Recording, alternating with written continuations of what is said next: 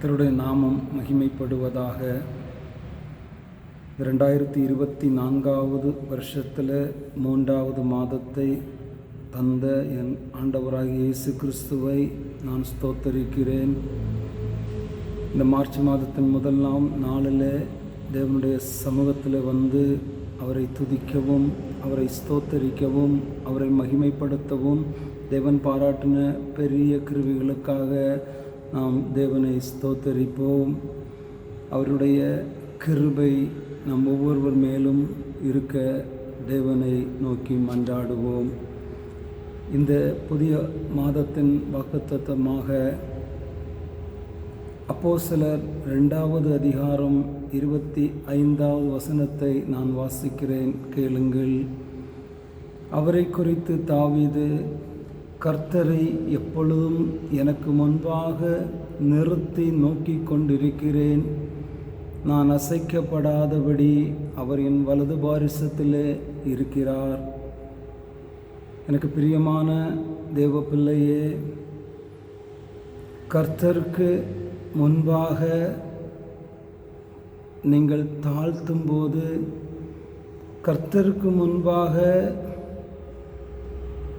அவர் விரும்பிய நிலையிலே நாம் இருக்கும்போது, இந்த தாவீது சொன்னதை போல, கர்த்தரை எப்பொழுதும் எனக்கு முன்பாக நிறுத்தி கர்த்தரை நோக்கி கொண்டிருக்கிறேன் என்று நம்பிக்கையோடு நாம் சொல்ல முடியும்.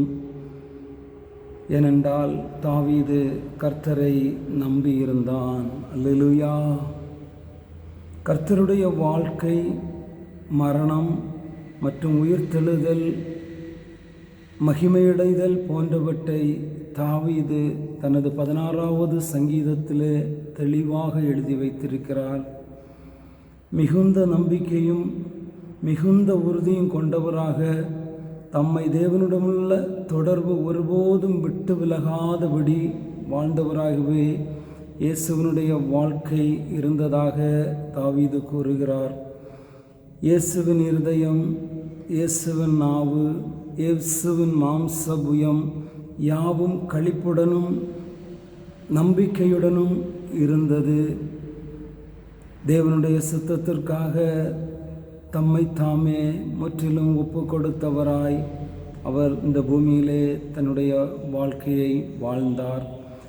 இயேசுவினுடைய மரணத்தை பொறுத்தமட்டில் தேவன் இயேசுவினுடைய ஆத்துமாவை பாதாளத்தில் ஒருபோதும் விடமாட்டார். மேலும் அவருடைய பரிசுத்தர் தமது அழிவை காண மாட்டார் என்பதையும் தாவீது முன்னறிவித்தான். உங்களுடைய வாழ்க்கையில் இயேசுவை நம்பி, இயேசுவை நிச்சயித்து கொண்டு அவருடைய விருப்பத்தின்படி நீங்கள் வாழ்வீர்களேயானால், உங்களையும் அவர் பரிசுத்தப்படுத்தியது உண்மையானால், அவர் அழிவுக்காக அல்ல, உங்களை சிறந்து விளங்கும்படி அவர் உயர்த்தி வைப்பார். இதை அறிந்து கொண்ட தாவீது தான் சொல்லும்போது, கர்த்தரை எப்பொழுதும் எனக்கு முன்பாக நிறுத்தி கொண்டிருக்கிறேன் என்று தீர்க்கமாக கூறுகிறான். மேலும் நான் அசைக்கப்படாதபடிக்கு அவரின் வலது வாரிசத்தில் இருக்கிறார். என்னே ஒரு நம்பிக்கை, என்னே ஒரு நிச்சயம்.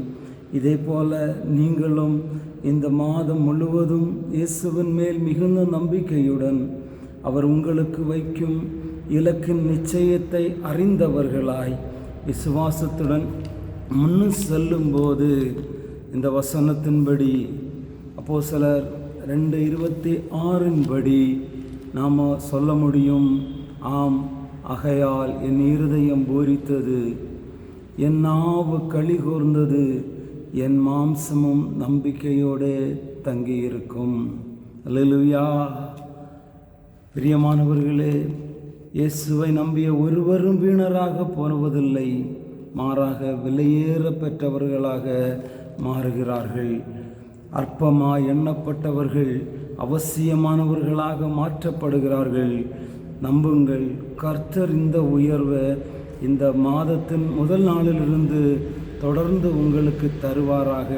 நீங்கள் இயேசுவை நம்பினால், நீங்கள் இயேசுவை விசுவாசித்தால் நீங்கள் இயேசுவுக்காக உங்களுடைய வாழ்க்கையை அர்ப்பணித்திருந்தால் நீங்கள் ஒருவேளை இந்த நேரங்களில் நெருக்கப்படுகின்ற நிலையாக இருக்கலாம், பாடுகள் நிறைந்த நிலையாக இருக்கலாம். சென்ற பிப்ரவரி மாதம் முழுவதும் நான் நெருக்கப்பட்டு வாழ்ந்தேன், நான் ஒடுக்கப்பட்டு வாழ்ந்தேன், எனக்கு நிம்மதியின்றி வாழ்ந்தேன், நான் நிலைகுலைந்தவனாக வாழ்ந்து வருகிறேன் என்று சொல்லி நீங்கள் எண்ணிக்கொண்டிருந்தாலும் இந்த புதிய மாதம் உங்களுக்கு அற்புதமான மாதமாக ஒரு அதிசயங்களை தேவன் உங்களுக்கு தருவார் என்ற எதிர்பார்ப்போடு நீங்கள் வாழ்வீர்களேயானால் ஒரு பெரிய உயர்வை நீங்கள் காணப்போகிறீர்கள். நம்புங்க, நீங்கள் அசைக்கப்படாதபடிக்கு இயேசு உங்கள் வலது வாரிசத்தில் இருக்கிறார். சங்கீதம் 16:8 பார்க்கும்போது, கர்த்தரை எப்பொழுதும் எனக்கு முன்பாக வைத்திருக்கிறேன், அவர் என் வலது வாரிசத்தில் இருக்கிறபடியால் நான் அசைக்கப்படுவதில்லை. நம்புங்க, இயேசு உங்களோடு இருக்கிறார். அவருடைய வலது வாரிசத்தில் நீங்கள் இருக்கிறதுனால அவர் உங்களை பாதுகாப்பார். உலகம் உங்களை அசைக்க பார்க்கும், ஆனால் நீங்கள் அசையாமல் கற்பாறையை போல இருப்பீங்க. ஏனென்றால் கர்த்தருடைய கரம் உங்களோடு இருந்து நீங்கள் முன்வைக்கின்ற காரியங்களை வெற்றியாக அவர் நிறைவேற்றி தரப்போகிறார். அந்த இயேசு உங்களோடு கூட இருக்கிறார். இந்த மார்ச் ஒவ்வொரு நாட்களிலும் உங்களோடு கூட இருந்து உங்களை செயல்பட வைக்கப் போகிறார். உங்களுக்கு தேவையான சகலத்தையும் சந்தித்து உங்கள் வியாதிகளை குணமாக்கி உங்கள் நிர்பந்தமான சூழ்நிலைகளை மாற்றி உங்களை உயர்த்த போகிறார். அவருக்கு முன்பாக நீங்கள் உங்களை வைங்க, உங்களை தாழ்த்துங்க.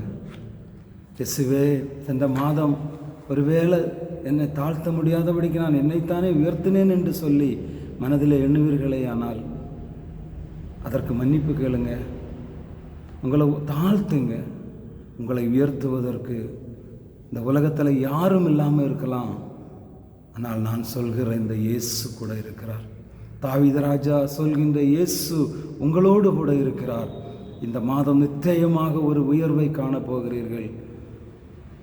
ஆம், சங்கீதக்காரன் சொல்கிறது போல, கர்த்தரை நான் எப்பொழுதும் எனக்கு முன்பாக நிறுத்தி கொண்டிருக்கிறேன். நீங்கள் ஒவ்வொரு நாளும் கர்த்தரை, இயேசுவை உங்கள் முன்பாக நிறுத்தி அவரை பார்த்து கொள்ளுங்கள். உங்களை இயேசு பார்க்கிறார். கட்டாயம் அதிசயங்களை செய்வார், தேவைகளை சந்திப்பார். நிம்மதியற்ற வாழ்க்கையில் வாழ்ந்து கொண்டிருக்கலாம், சமாதானமான வாழ்க்கையாக உங்களை வாழ வைப்பார். சமாதானம் இந்த மாதம் குடும்பத்தில் புரண்டோட போகிறது.